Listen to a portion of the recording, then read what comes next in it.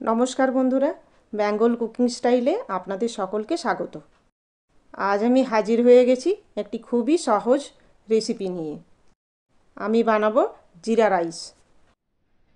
জিরা রাইস বানানোর জন্য আমি এক বাটি বাসমতি চাল নিয়ে নিয়েছি। চাল আমি ভালো করে জল পাল্টে পাল্টে ধুয়ে নেব। এবার চালের মধ্যে একটু জল দিয়ে আমি 15 থেকে 20 মিনিটের জন্য ভিজিয়ে রাখব। এখন একটি সসপ্যানে পরিমাণ মতো জল নিয়ে গ্যাসে চাপিয়ে নিয়েছি।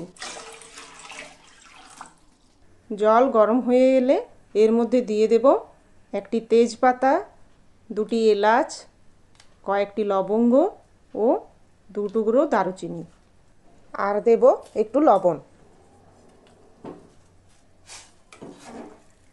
তারপর জল ভালো করে গরম হয়ে গেলে আগে থেকে ভিজিয়ে রাখা বাসমতি চাল দিয়ে দেব। এখন জলের মধ্যে একটু লেবুর রস দিয়ে দেব। ভাত করার সময় এই জলের মধ্যে একটু লেবুর রস দিলে ভাত খুব ঝরঝরে হয়।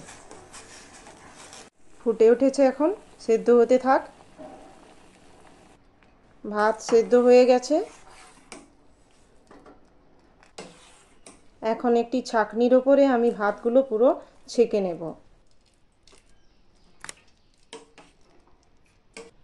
তারপর এই গরম ভাতের মধ্যে ঠান্ডা জল দিয়ে দেব। এতে ভাতগুলো একটার সাথে একটা লেগে যাবে না। এখন একটি কড়াইয়ের মধ্যে সাদা তেল নিয়ে নিয়েছি আর নিয়েছি কিছুটা বাটার। এই বাটার দিলে জিরা রাইসের স্বাদ অনেক গুণ বাড়িয়ে দেয়। এখন দিয়ে দেব কিছুটা গোটা জিরে। জিরে ভালোভাবে ফুটে উঠলে দিয়ে দেব দুটো চেরা কাঁচা লঙ্কা। তারপর একটু নেড়ে চেড়ে নিয়ে দিয়ে দেব ঠান্ডা করে নেওয়া ভাত।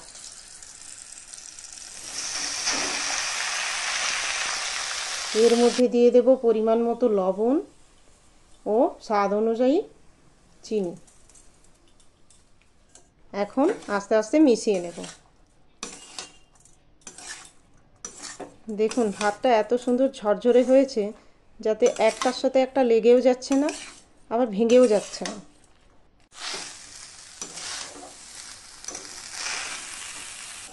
এখন কিছুক্ষণ ধরে মিশিয়ে নেওয়ার পর গ্যাস বন্ধ করে দেব। তারপর 5 মিনিটের জন্য ঢাকা দিয়ে রেখে দেব। ব্যাস, তাহলেই তৈরি কত সুন্দর ঝরঝরে জিরে রাইস। আপনি এই জিরে রাইস কষা মাংস, পনিরের কোনো রেসিপি বা আলুর দম যে কোনো কিছুর সাথে পরিবেশন করুন, খেতে অসাধারণ লাগবে। আমার রান্না যদি আপনাদের ভালো লেগে থাকে তাহলে আমার চ্যানেলটিকে সাবস্ক্রাইব করে আমার পাশে থাকার অনুরোধ রইল। আজ তাহলে এই পর্যন্তই। আবার দেখা হচ্ছে অন্য একটি নতুন রেসিপি সঙ্গে নিয়ে। সম্পূর্ণ ভিডিওটি দেখার জন্য অনেক ধন্যবাদ।